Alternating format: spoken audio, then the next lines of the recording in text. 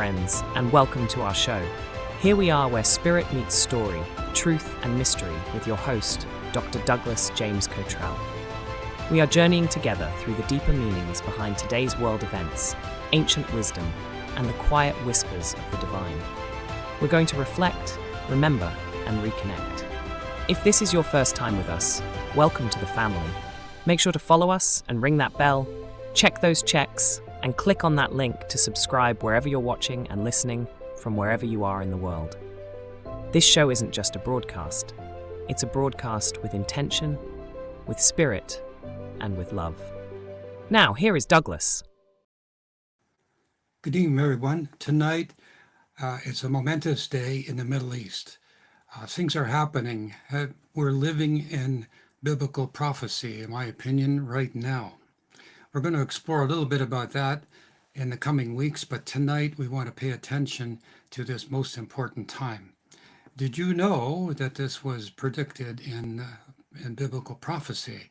That here we are when it was said that the nations will gather in Jerusalem, and in the Middle East, I think it was in, Joel 3:2, I will gather all nations and bring them down to the valley of Josaphat, because they have scattered my people among the nations. And here we are, right now, today, world leaders, presidents, prime ministers, and others are gathered in Israel to sign agreements, to witness the release of hostages and to reaffirm peace. It's as though prophecy is echoing in history, into history right now. Tonight we ask, what does it mean when prophecy becomes current events? Is it coincidence, or is it a signal, an invitation for humanity to awaken, to align, or to choose peace over conflict?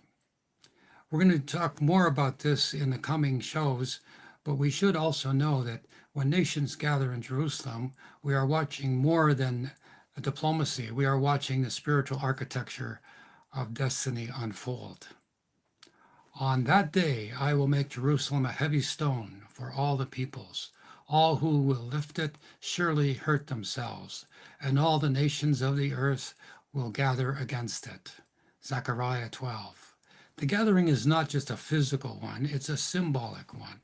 In the convergence of attention, of power, of spiritual tension, when rulers come, prophets stir, and when armies move, souls awaken.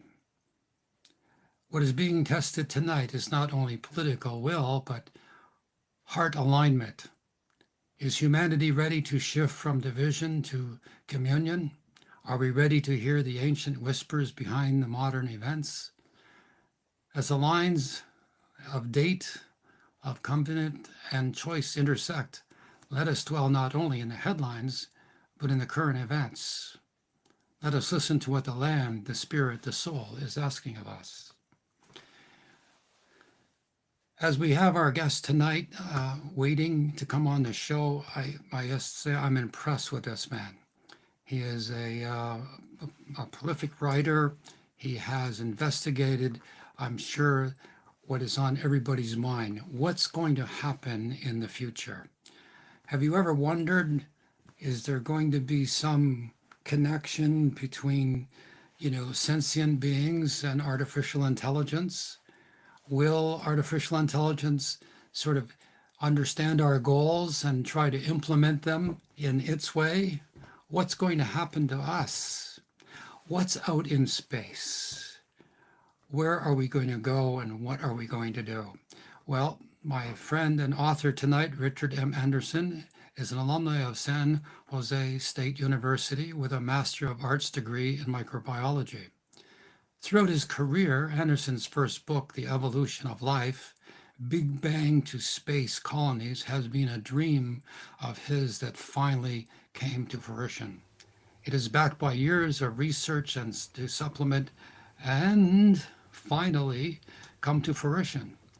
It is something that I think we're all interested in, and I've got to hand it to you. This man has written an enormous amount in his books about this possibility. Fiction, of course, science fiction, but we all say first science fiction, then reality. So as we look out to this man's books, It's a pleasure to have Richard on the show tonight. And I must say, he has 3 books out there that, if I can just get the titles up here, we're going to let you have a peek at what is going on in this visionary novel.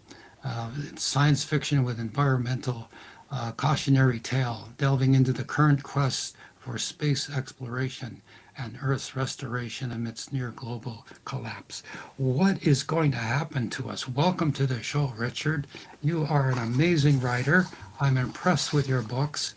Tell us, how did you start? Where did this notion of these ideas come from? Yeah. I guess they built over a lifetime, but when you're employed, you kind of have these thoughts in the back of your mind, and there are a lot of distractions in life. None of which is more important than your livelihood. So and your family. So that consumes a lot of your time. And fortunately, when I retired, I was able to use my spare time to go back and reflect on some of these thoughts and ideas I had in the past, and also to research and make sure that my memory of things was scientifically accurate. So that's where some of the research came in. And then I wanted to answer some questions or put some answers out there for those who are interested, because there's a lot of disinformation in society, and that's damaging. We cannot react to our environment. We cannot advance our civilization based on disinformation. So we have to look. We have to look at reality. We have to accept it. We have to adapt to it. And with evolution, that's exactly what we've done. That's what all life forms have done. They've adapted to the physical circumstances under which they find themselves. And of course, that does lead to mass extinctions at different points in Earth's history, ice ages and such. With each extinction event, that has been opportunity for other species, mammals, humans, for example. When the dinosaurs went extinct, they were the dominant life form, animal form on the planet.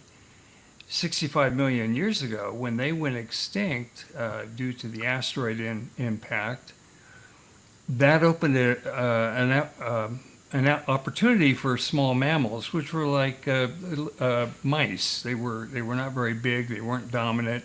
They kind of lived around in the cracks, in burrows and so forth, and they survived the heat and the fires and the destruction of the asteroid impact, and the lack of sunlight and the death of plant life and so forth. And in fact, the dinosaurs and other large life forms were probably, a lot of them were especially near the site of impact, were cooked, barbecued. So they became for a while, a food source for our far ancestors 65 million years ago. So extinctions in the past have destroyed some species and allowed others to thrive. So there's no moral or ethical reason behind that. It's just the way things are, and life will seek its advantage as best it can in the broad sense. So the story of the evolution of life is, how did we, from the time of the Big Bang, how did we become possible? How did we evolve? And was it preordained? Was it accidental? Was it fortuitous? Possibly all of the above. So in the evolution of life, I outline various places where significant changes occurred that were important in the evolution of life. In the beginning of multicellular animals, for example, multicellular plants, there was something that happened that allowed multicellular organisms to exist. And that was the incorporation of something called an organelle in the cells called the mitochondria. And you've probably heard of the mitochondria. It's the power center of a cell. And or a chloroplast is the plant analogy of a mitochondria. So they provide energy to the cell. They allow the cells to differentiate, to be able to form complex organisms. Once humans evolved and how humans evolved, we had a hand in our own evolution with control of fire for cooking food, for one thing, development of agriculture for providing food security, development of tools for bending the environment to our needs, building shelter and so forth, and weapons for hunting and killing animals, also to provide food. And something else came along as our numbers increased and our tribes became villages and our villages became cities and we grew into larger societies. And those were formed, they coalesced around a new thing that evolved, which was religion and various religions. So we had a number of societies that formed in different parts of the earth, and each with their own religion. And that was a source of organization, of unification. It was a source of law. It was a source of the continuity of the society. However, it was also a source of conflict, as we see in the Middle East, as we see in the past in Northern Ireland, as we see in different parts of the world. It has led to conflict, and so there have been good and bad things about societies organized around religious beliefs. But it was a stimulus, it was a nucleus around which we formed our societies. We formed our legal systems. We speak of the Judeo-Christian ethic as a foundation of a lot of our laws, a lot of our moral and ethical beliefs are responsibility to other members of our society. And well, beyond that, so here we are today, and we're still having conflict. We still have leaders who are despots, who do not have the people's interests at heart. We don't have benevolent, in many cases, we don't have benevolent governments. We have aberrations in our societies with, we read about it every day. Okay, so if we are going to move into the future, what would that future look like? And I had to answer this question to myself, because actually when you look at the present, it can be very depressing. When you look at the news every night, or when you read stories on the internet, it can be very depressing. And part of the reason is the news is skewed to give us the worst of, to keep our attention. So we're not getting a fully objective perspective.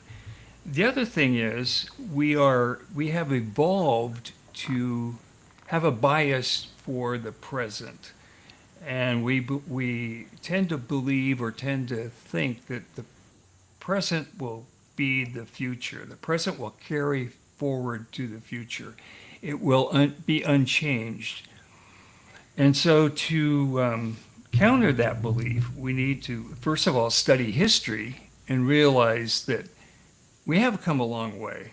As societies, as technologically, certainly we have, even socially, the progress may have been slower and is incomplete, but if you go back into history and look at living conditions, what life was like, what tribes were competing with one another, and so forth, we're in a better place, even though seems bleak today.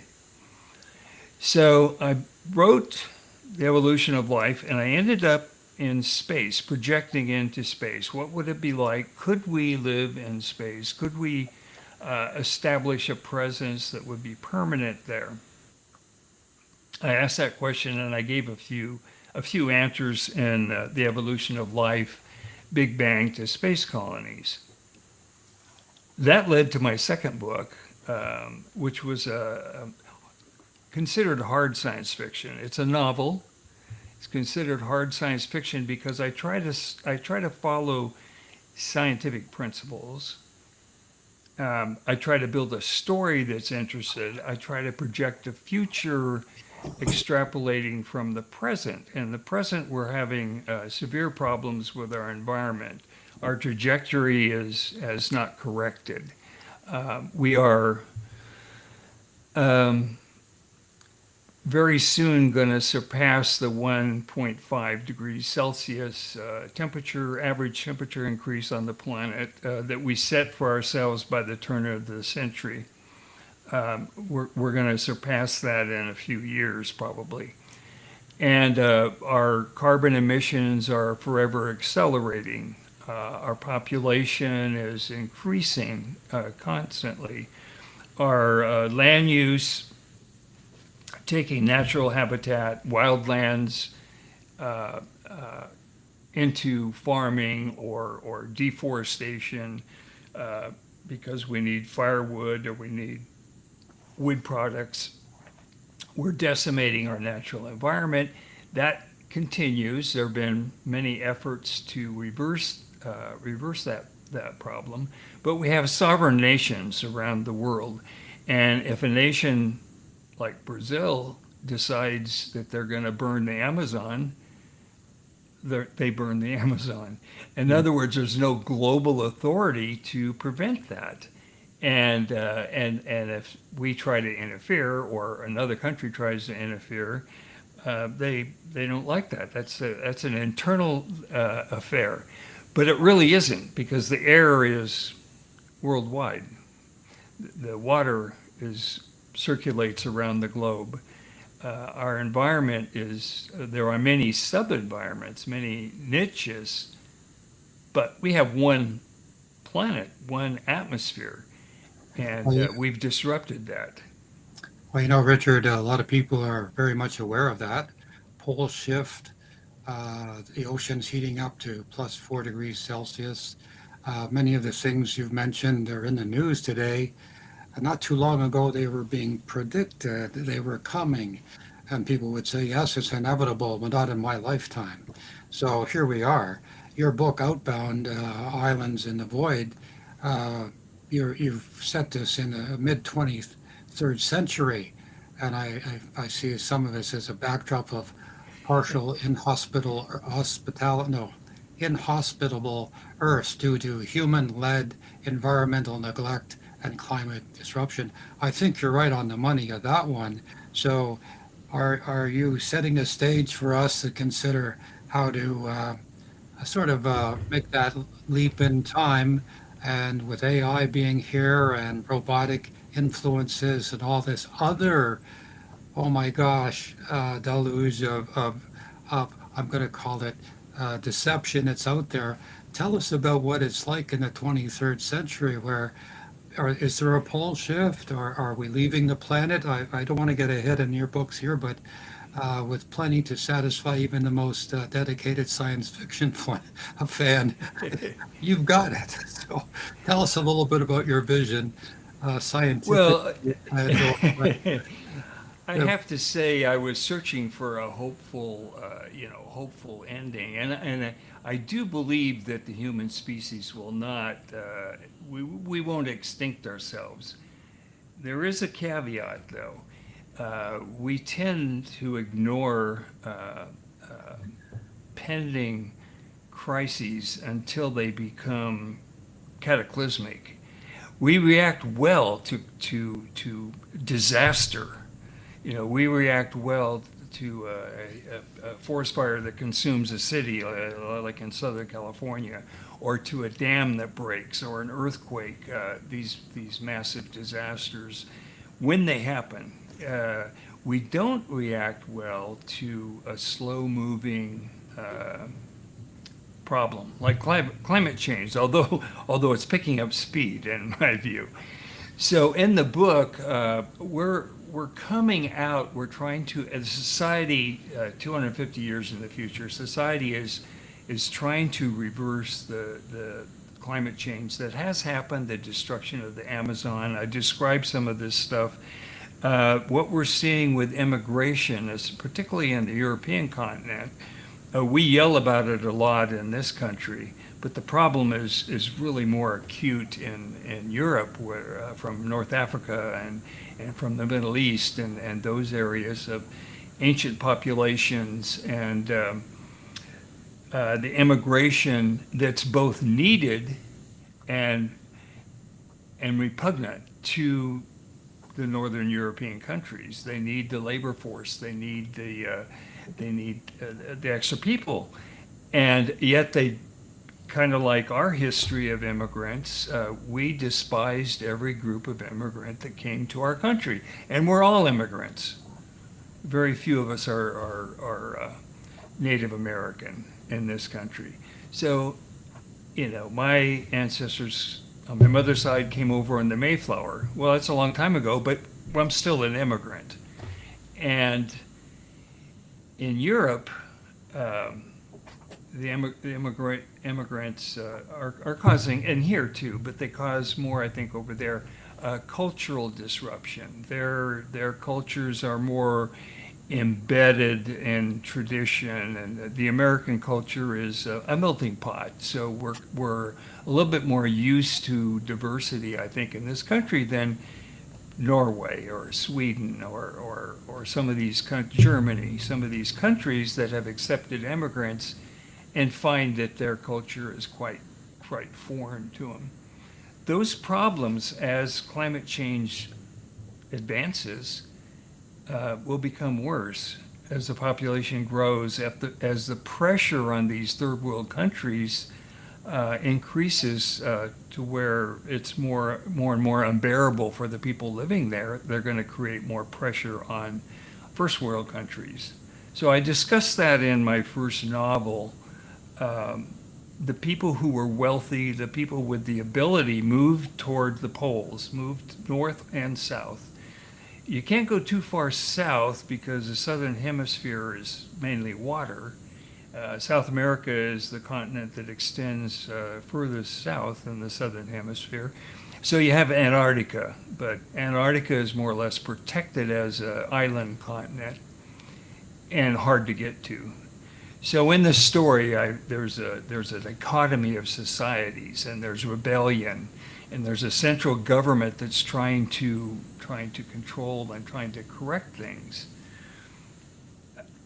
It gets pretty involved. So we are beginning to form societies in space, in part to develop the resources there and bring some of those resources back to Earth, so that we don't have to do as much mining, for example, and pollute the groundwater.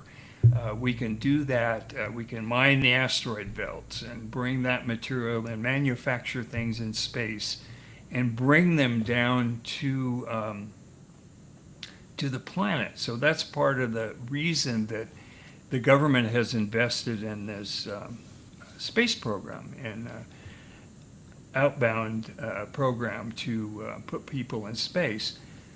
But we are not going to be spending or sending millions of people into space to live. We're not going to offload the Earth's population into space. That's impossible. No matter what Elon Musk says, it's sending thousands of his huge rockets to Mars to transport people.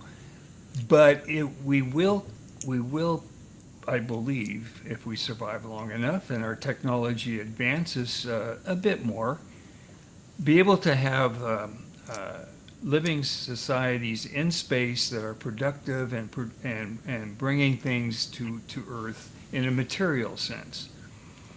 From a sociological, governmental, economic sense, it will be quite different than any society on Earth. For example, we won't have the same kind of economy. We won't have stock exchanges and investors and those that kind of economy. It will be more like I would say more like an Israeli kibbutz on a large scale, because companies or groups of people who have expertise, say, in producing certain products or foods for these societies in space, their goal will be the benefit of the people. Absolutely have to be for the benefit of the people, not for corporate profits. Corporate profits interfere with the goal or the of providing service for the benefit of the people. And I say that because we have technology that can really enhance the nutritional value of our food supply globally. That's happened in a few instances, but mostly the research has been funded by the giant food corporations, agricultural industry, to engineer foods, to engineer seeds, or to be resistant to insecticides, or to produce insecticides or fungicides, so they get a better crop yield. Not for nutritional value to the humans consuming it, but for the bottom line for their companies. Well, So the food industry producing food, highly refined food, we're finding that's very dangerous to our health. It's not for the benefit of the consumer, it's for the benefit of the investors, the bottom line, the profits. Because these foods are really more and more are being examined and determined to be bad for our microbiome, bad for our health, leading to all kinds of health problems in our society. We're finding that cancers are occurring more frequently in younger people. It hasn't been identified exactly what is causing that, but I suspect it's all of the foreign products in our food supply contribute a lot to that. You have to remember how we evolved over millions of years. And I say humans have been around, or humanoids have been around, maybe 1 million years. But our evolution has been going on for maybe 3.5 million years. And our biochemistry has adjusted to the kinds of food, the kinds of products, the kinds of environment that the earth has provided. And it hasn't been earth laden with toxins and artificial dyes and chemical enhancers and and things like that, highly refined foods. well, I'm sure So there's that's not natural for us. listen, your books are out in space. You've written that with all the things you've just said is that we are coming to that point of no return where it sounds like space is going to be survival for us. And I just listened to you. There's no money in space. There's no food production in space. I wrote in your book. You wrote all the elements in the world are known, and they're the same all over the world. Right. And then you wrote, however, we don't know what's out in space, like what's it like to peek into a black hole, I think you wrote. So people listening to that they're probably in agreement with just about everything you said, that we're on a slippery slope. The oceans are heating up to over 4 degrees Celsius, causing I once predicted that It was the Earth's heating up from the inside out. That's why the oceans are heating up. That's why the atmosphere is heating up, not the other way down, other way around. I did that back in the 70s, or came up with that notion. So AI is here. So we have the capability of like a helicopter on Mars. So Yeah, the, amazing. the people that are in the conspiracy know, and they know for sure, of course, that there are faces on the planets, there's temples, there's, ancient ruins. And in your book, you refer to, these things about uh, getting from here to there. Like one question is, was the idea of virtual beings entirely imagined by yourself in this wonderful book, or is it a similar technology that's secretly currently being developed, or maybe not so secretly? It's a direction we're going, I think. No, I think that the food technology is going to develop in space because it will have to. They'll have to do. We won't be eating animals per se. We will be creating this protein. We'll be creating all of this in grow tanks, and we'll be using scientists, biochemists, biologists. We'll be using, so food service won't be the same as it is on Earth. It'll be controlled by experts. Well, And some of that technology, once developed in space, could be transported to Earth. Socially, the first people up there are going to be scientists, engineers, and followed by sociologists, psychologists, philosophers, artists, uh, chefs, all of the accoutrements of a sophisticated society, but they'll be highly screened. And we'll screen for aberrant persons like psychopaths. Now, psychopaths have a defect in the structure of their brain. So it's pretty well understood. There's been some preliminary studies on that with psychopaths in prisons, and they find there's some misconnections or weak connections between the amygdala, which there are two of them on the both parental sides of the brain, and they transmit. They're the reptilian. Fight or flight, anger, fear emotions. They transmit to the prefrontal and the frontal lobes of the human brain, and those connections are weaker in people who psychopathic people who don't counter or buffer their initial fear or anger reactions. So those kinds of people figure in 250 years, we should be able to screen people who have a tendency to commit violent acts, for example, could be screened out, would not be transported to these space environments. So you would have a controlled, more controlled environment.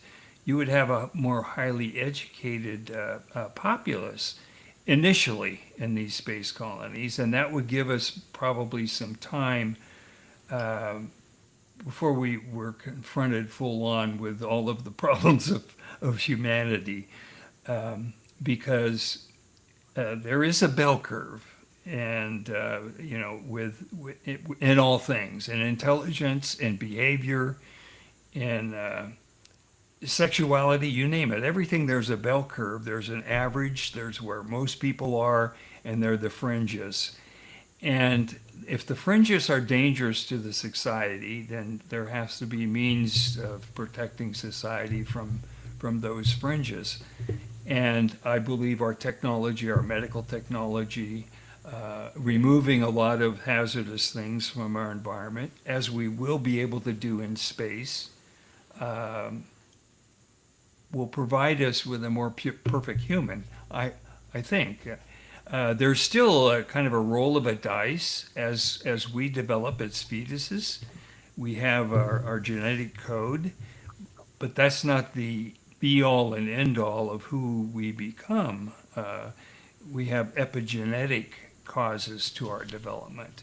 So for example, you can see two identical twins and you can tell them apart because there are slight differences. Even though they're identical genetically, the epigenetics, the way their DNA unraveled, the way they differentiated and grew is slightly different because there's a little bit of a roll of a dice at each juncture. So, but I believe that our technology will allow us to develop societies that have fewer aberrant individuals, and that we have better techniques for dealing with those individuals, curing them or treating them in some way, because they will provide more of a danger to society the more people there are, and the more closely we live together, and the more fragile our environments. So our space environments are going to be highly fragile and very dangerous. Well, Richard, with as you wrote in your book, we don't know what the parameters of space are. And I'm thinking as you're talking, maybe we'll evolve to the point where we won't even look the same. We'll be physically different. Gravitational pulls this way. Will our food sources come like vitamin pills? What about the production of water? What about the recycling of human waste and urine for water sources? Super conservatism. When you're writing your book, you must have taken into consideration, because you're in depth describing from a certain perspective the things that are currently going on. But as a futurist, we adapt, we discover, we invent. But I can hardly wonder what it's going to be like living on the moon, in the shadow of the moon, because it's too hot to live on the sun side of the moon. So we have to go to work, in the sunshine, come back at night, live in the shade. What kind of people are we going to be wearing space suits? And again, I get back to the question about, is artificial intelligence going to look the same, that we can't tell the difference between a sentient being and a look-alike replica? You think that's possible? Well, yeah, I have two questions. The first one is I've tried to create Earth environments in space because, number one, I don't believe that people would want to live there if they're going to evolve to a condition where they won't be able to return to Earth. Even if they never do, they are making a decision for their offspring. Will their offspring evolve away from ability to live on the planet? We know that living in microgravity is very deleterious to our health. We evolved on a planet with the gravity that we have. So in this story, I create standard gravity, which is gravity at Earth at sea level. So that is, and I also try to replicate Earth environments as closely as I possibly can, because psychologically, well, you've heard of forest bathing. You've heard of the rejuvenating effect of getting out into nature, whether it be standing before a seashore or walking through a redwood forest or rock climbing. What nature is where we evolve. Do we want to give that up? And I doubt if people do. So I've tried to create those Earth-like environments on Mars and in the space habitats. The space habitats, it's easy. They just rotate, creating centripetal force, which is one gravity. On Mars, it's a little more problematic, and when you read the book, you'll you'll see some of my crazy solutions. So, yeah, that's a definite concern. Is do we want to evolve, or do we want to try to maintain the robustness that we presently have? And if we live on the moon or on Mars for multiple generations, we will lose that physical robustness. And I don't think that's a sales position to encourage people to go to these environments. Now, what was the second part? Was the artificial intelligence? Yeah, I mean, when you right now, there's huge controversy with AI generating videos that look like a real Yeah, person. it They can do a sound like lot of a real person, damage. You and can they're make a person say a lot of, the early part of that, I remember a movie called Forrest Gump. And in Forrest Gump, if you remember the movie at all, absolutely. yeah. He So, was he was a handicapped kid who was told that he couldn't run, so he had yeah, to wear. yeah, Is that guy? right. Mentally handicapped. Yes. So at one point, he's in line to shake the hand of President Kennedy. Oh gosh. Yeah, and they dubbed in Kennedy's lips to move, from a film clip, Right. saying he turns to the camera and he says he has to pee, and you could tell that they had dubbed his lips in. So that was the state of the art back then when Back that then. film was made, Forrest Gump. Now they can make a person stand up and say anything, and you will help with to determine if it's true or not, or if it's really the person. But I do address artificial intelligence. I talk a lot about it, especially in the Mars book. Ophelia is, well, she's turning out she's going to be the heroine of this series. Ophelia is a sentient artificial being that's implanted or interfaced with Virgil's brain. And she grows more and more powerful as this series progresses and the stories progress. And but there's also on Mars there's a robot I named Bob. Now I name him Bob. He names himself Bob. He becomes sentient by accident, and so that's kind of a funny part story. But I try to add a little humor and a little stuff in there that's not too rigidly scientific. Anyway, he becomes sentient, partially sentient, and then Virgil and another doctor decide, and Ophelia decides to complete his journey towards sentience. And so we examine this robot as he becomes more and more aware of his environment, of himself, of society, and but there's a discussion in one part of it where I'm talking about sensuality and how the human brain evolves and through the input of all of our senses, and the sense of touch and the effect of hormones and so forth, the biochemistry, influence our awareness. And the robot can never have that. They can have pressure sensors. They can have location. They can have accelerator chips that can control or monitor the movement of their limbs. They can have like I say, pressure sensors. They can also taste. In fact, Bob learns to be a sommelier. He tastes wine. He can pick out the best wines and describe but he can't taste it. He can measure all the chemical elements, but he can't really taste it. And he can see. He can see different wavelengths of light. He can see a broader spectrum than the human eye, but he can't see color. His brain cannot interpret it. But he does have self-awareness. He does understand the past, his history. He understands, he can project into the future. So he has a kind of sentience. But in my book, at least, these artificial intelligent beings, to be fully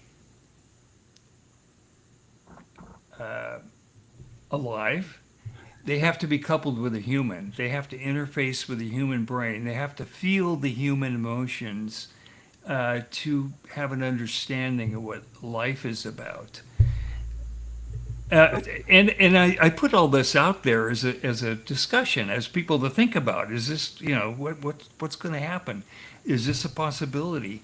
But I do believe that if we are going into this realm of our society, we will do it on artificial intelligence. We won't get there without it. These beings will have to do the work in these harsh environments because we are too fragile to go out on the surface of Mars. We can wear a suit, a space suit. We can breathe our air and carry that with us, but we can't do a good day's work. We can't, do hard labor in that kind of an environment, and it's highly risky. But we could build robots that can do it, and they won't sense discomfort. It's extra cold, they can be built not to feel discomfort, where we would freeze to death. We are fragile, aren't we? Yes. Fascinating. So We're going to take a short break here, and we'll be right back. Where can people get your book? it's on Amazon. It's hold on it up, Amazon Kindle. Hold it up. Let's see it.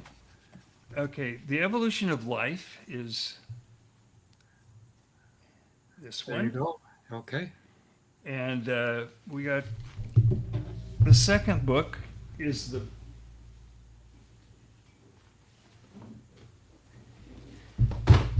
ouch is the Outbound There you Mars go. book. Are they And then the near- one that I'm just finishing up now, which it'll be out on Halloween. It'll be released. Is Outbound Meta Mars. So it's a continuation of the story, and it's about actually what you see on the cover is a space ladder, and that's how they will get supplies and people to and from orbit to Martian surface. It's very difficult to land heavy payloads on the surface of Mars. Much more difficult than the moon, and much more difficult than the Earth, because Earth has an atmosphere. As you remember, the space shuttle could re-enter with a glide. powerless re-entry, a glide re-entry. On Mars, you need a powered re-entry. On the moon, you need a powered re-entry, but the moon has 1/6 gravity, Earth gravity, and Right. Mars has 38% Earth gravity. It's a big difference, and it requires, for a heavy payload, you would expend an awful lot of fuel to land a heavy load. So a space ladder would make sense on Mars, and it would be very difficult to build. So part of that Outbound Meta Mars book is describing how you would build a space ladder and how that would work. Okay, hold that thought. We're going to take a break. Hey, everybody, we have a new feature on the show tonight. If you'd like to ask Richard some questions, I'm sure many of you might be thinking about his futuristic views, and you might have comments or questions about where he came up with this. How did he find about this catastrophic events on Earth? Or is it climate, politically driven, or social? If you want to ask a question, we have an email address. The first time on the show tonight, it's called thesoulreport@gmail.com. Thesoulreport@gmail.com. Oz is in the background, our producer. If you want to ask a question of Richard, now's the time. We just have a few minutes left to go in this interview. We'll be right back after a short break.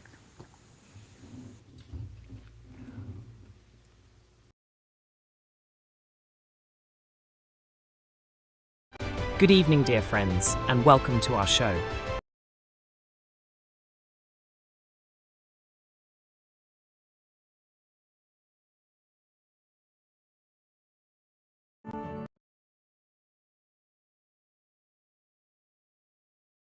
Are you searching for clarity, wisdom, and a deeper understanding of the spiritual world around you? Meet Douglas James Cottrell, PhD, a visionary author and teacher who's helped countless people transform their lives. His books are a gateway to profound insights, offering guidance, inspiration, and the tools you need to unlock your full potential. From unlocking your intuition to discovering spiritual truths, Douglas's books are your trusted companions on the path to personal growth. Don't wait. Start your journey today. Visit his website douglasjamescottrell.com to explore and purchase his life-changing work. Your next breakthrough is just a page away. Welcome back to the show, everyone. Now again, if you'd like to ask Richard Anderson, his website is richardandersonauthor.com. Please go there and find out more about this amazing man. Again, as a scientist, as someone, as you have listened to tonight, has just a fountain of information based on scientific protocols, information, sound, I guess you could say platforms, based and moving forward into futuristic views of what it's going to be like. Hey, what's it going to be like 50 years from now? We're going to ask Richard that in a minute. So if you have a question, try it out. Email thesoulreport@gmail.com. And if you're in the chat and you have a few questions, maybe Oz could bring them up now in the next remaining few minutes of the interview. Do we have any chat questions, Oz? Yeah, we got a couple of good ones. First one is magazines like Popular Mechanics have had articles about the possibility of developing warp drives like were used in Star Trek. Wow. Do you think we will develop a warp drive in our lifetime? Do I think that? I'm not a physicist, but I'm very, very doubtful. We're talking about light speed with warp drives. We're talking about, of course, it's not light speed through space, because the whole principle of a warp drive is you're moving space around you. You're not moving through space, so you can go theoretically faster than the speed of light. It's very far out there. Let's put it that way. Well, that was a good answer, Richard. I don't know too many people that knew that. They thought warp speed is like a flashlight, it's like yeah. You're riding a light beam, yeah. Well, in Star Trek, I think warp 10 is 10 times the speed of light. So, but they're doing it by warping space. So the idea is space is expanding.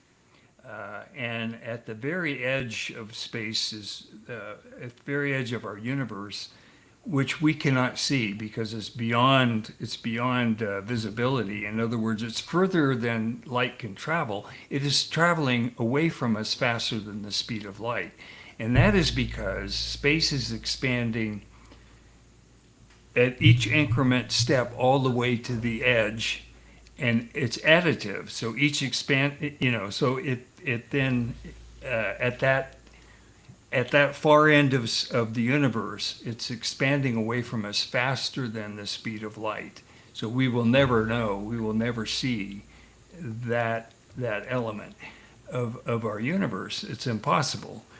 So these theoretical physics problems have always been intriguing to me. That's stimulated my thoughts and imagination for years. Black holes and how does that relate to time dilation? For example, if you orbit a black hole close enough, it's going to slow down time for you. It's the same as going at some fraction of the speed of light. The gravitational pull slows down time. It's all very strange in our everyday world. Well, I can't think of a better person to ask the question that you, as a science fiction writer, would come up with an answer or two. That's pretty good. Now we have another question, Oz. Yeah, another one. AI seems good at summarizing facts already available in the current database of information on the internet. Will it ever be able to create new concepts? They used to call that the $64,000 question, but with inflation, maybe $64 million question. Well, the problem with AI today is it's very good at assembling and putting together a story based on the facts that it finds. Unfortunately, the facts it finds are not all facts. There's a lot of mythological or erroneous stuff on the internet that it has access to. So my solution to that part of the problem, whereas if you provide the AI with correct facts or verified, vetted facts, it can come up with some pretty good answers.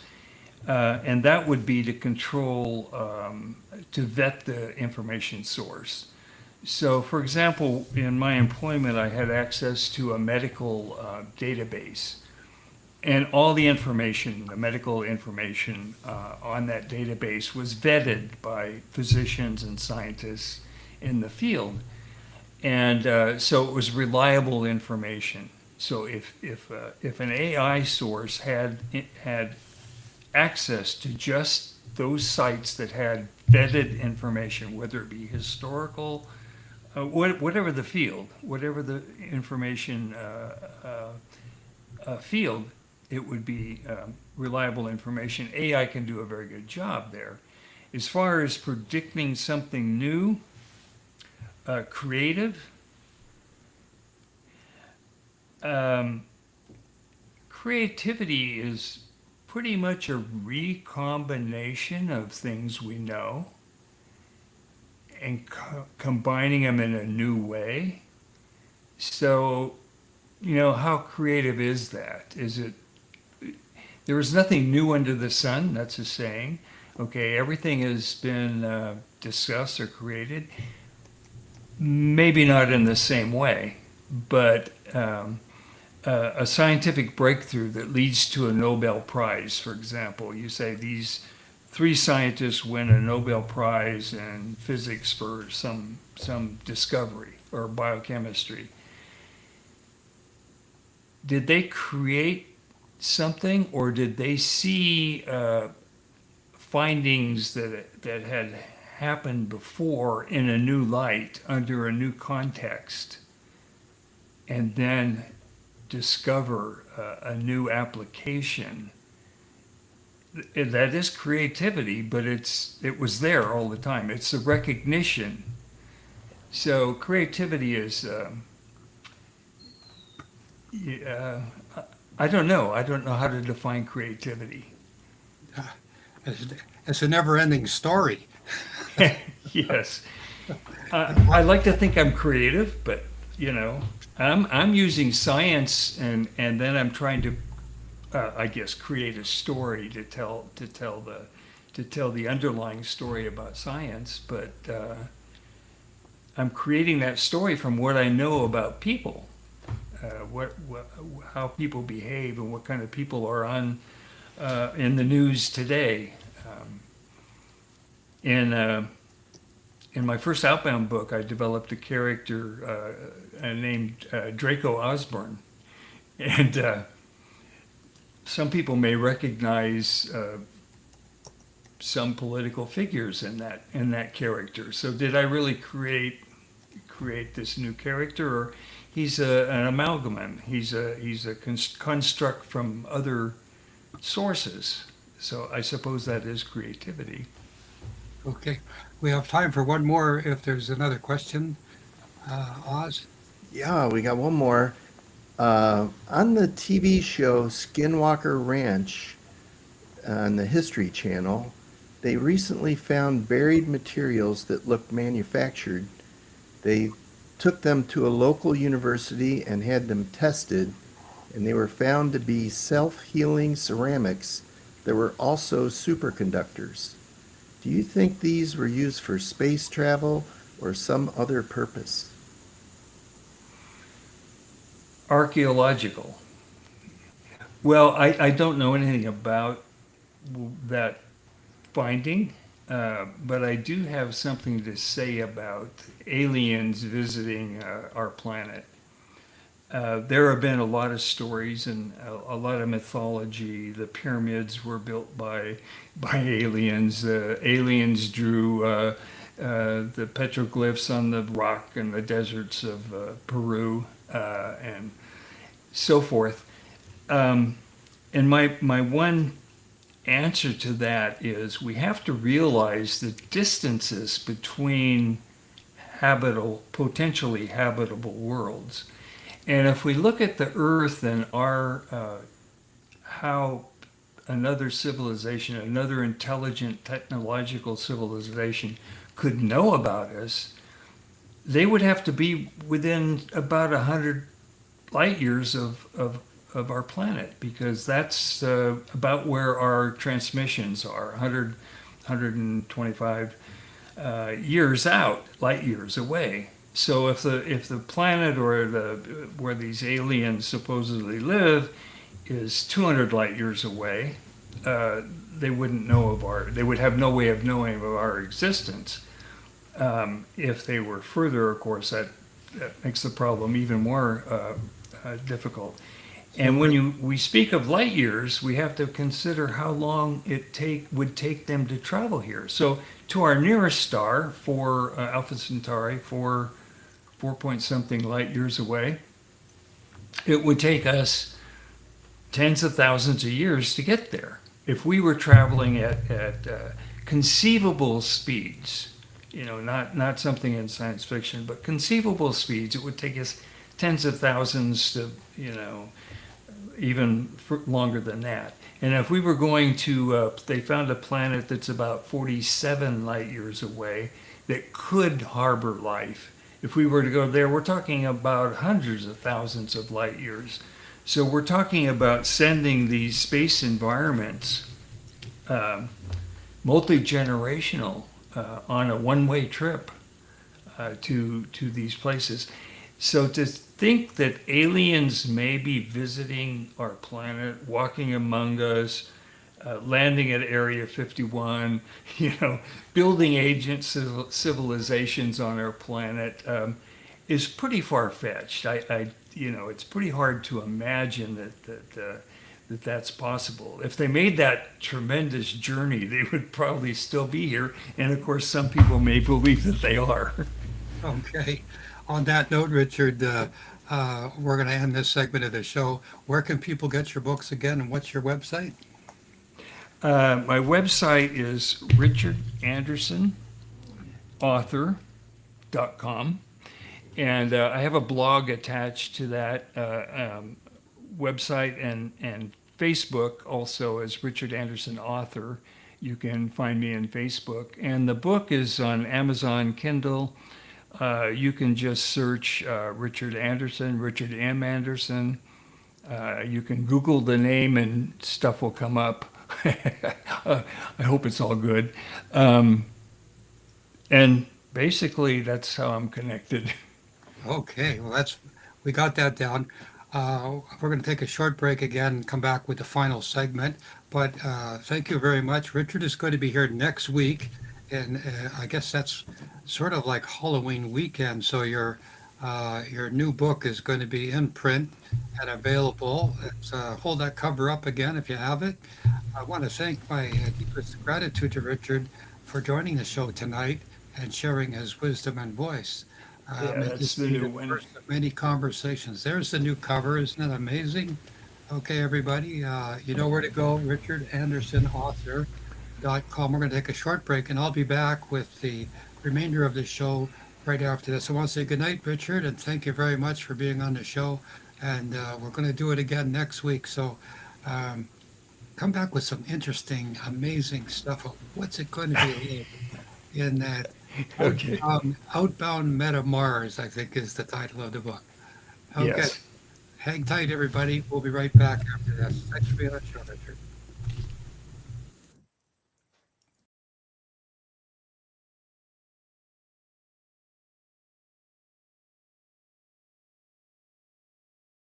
Did you know that Dr. Douglas James Cottrell has several other weekly channels where you can participate? Check out his Sunday International Spiritual Healing Service on Zoom. And you might also enjoy the Wake Up Podcast, exploring human consciousness, awareness, and intuition with Dr. Douglas and co-host Les Hubert. Just go to douglasjamescottrell.com and select the link to the material of most interest to you.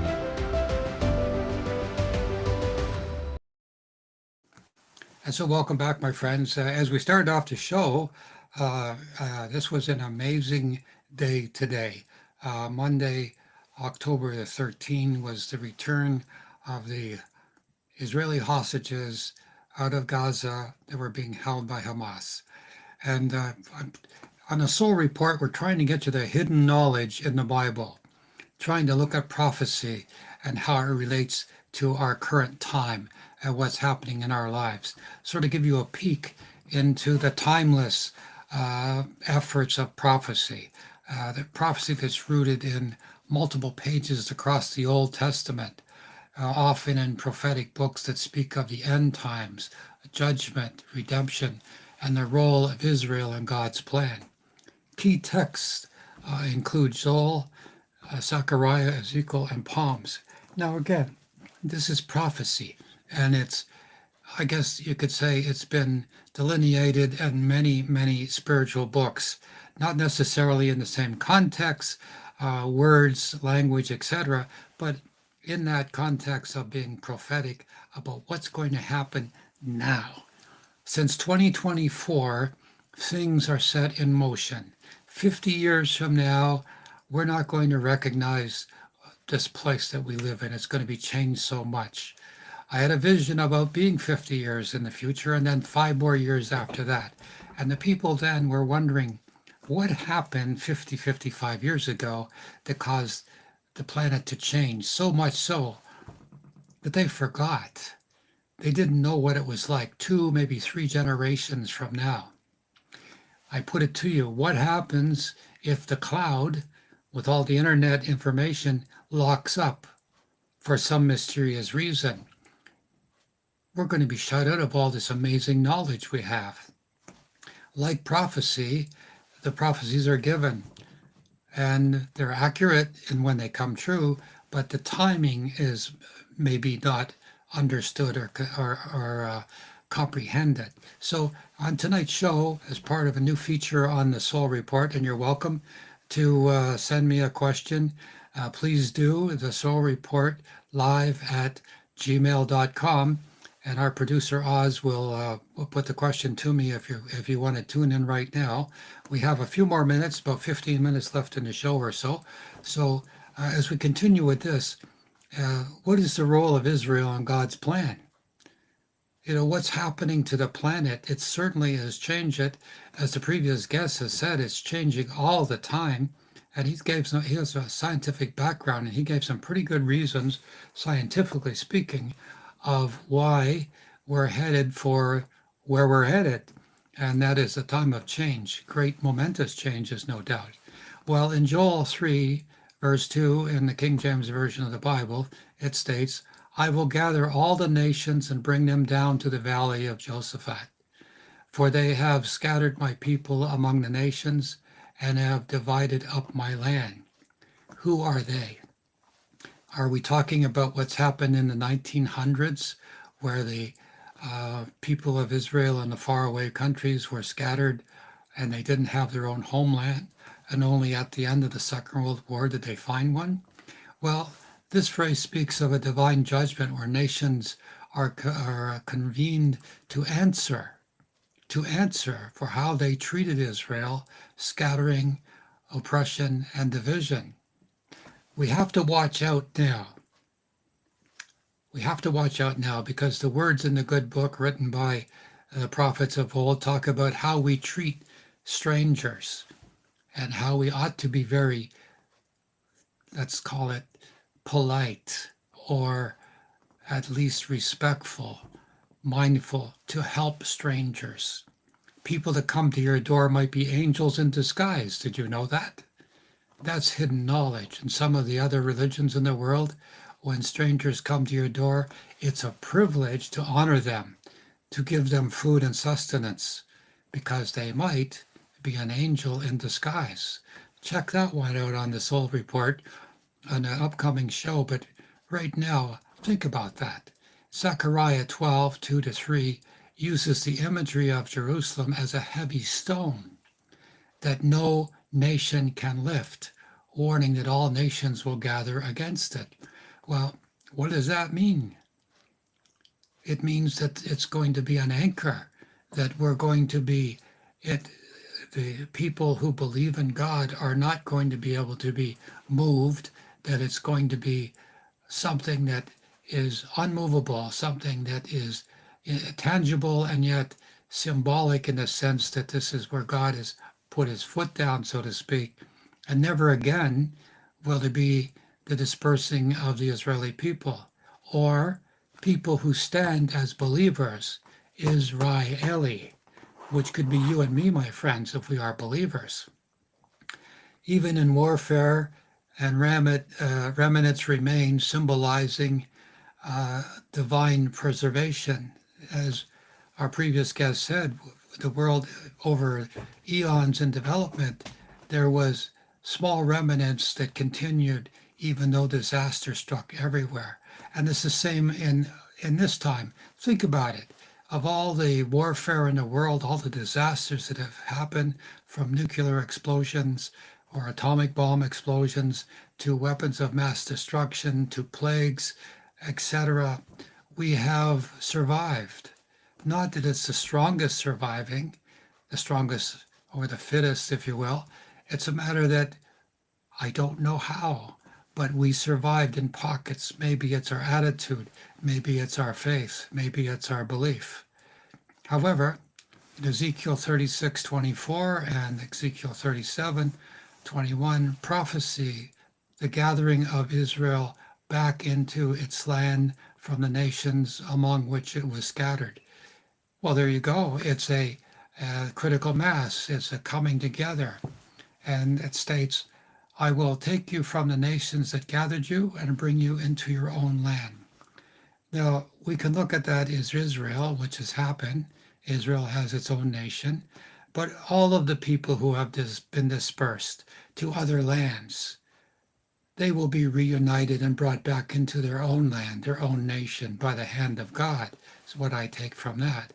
This gathering of Israel is often paired in prophetic literature with the gathering against Israel, two sides of the same cosmic drama. In the New Testament imagination, the concept of all nations being gathered before a divine throne appears in Matthew 25, where the Son of Man separates the sheep from the goats. What does that mean? The theme also appears in Revelation, demonic spirits gathering the kings of the earth for a final confrontation, which is probably where we're at now. The prophecy is not a single verse, but a tapestry woven into Scripture, uniting judgment, restoration, accountability, and divine sovereignty. That's the secret message. That's the words that we are looking at to find out through all this, all the prophecy and all the statements. Not churchery, not platitudes, but what is the hidden truth in Scripture. And that's why we're here today. So beyond literal nations, the prophecy carries layers of symbolic and spiritual meaning, as I just said. And what is that? Nations come not merely to dispute borders, but to stand before the divine standard. Each has to answer, how have you treated the marginalized, the outcast, those covenant people, the believers? Tension between assault and preservation is central.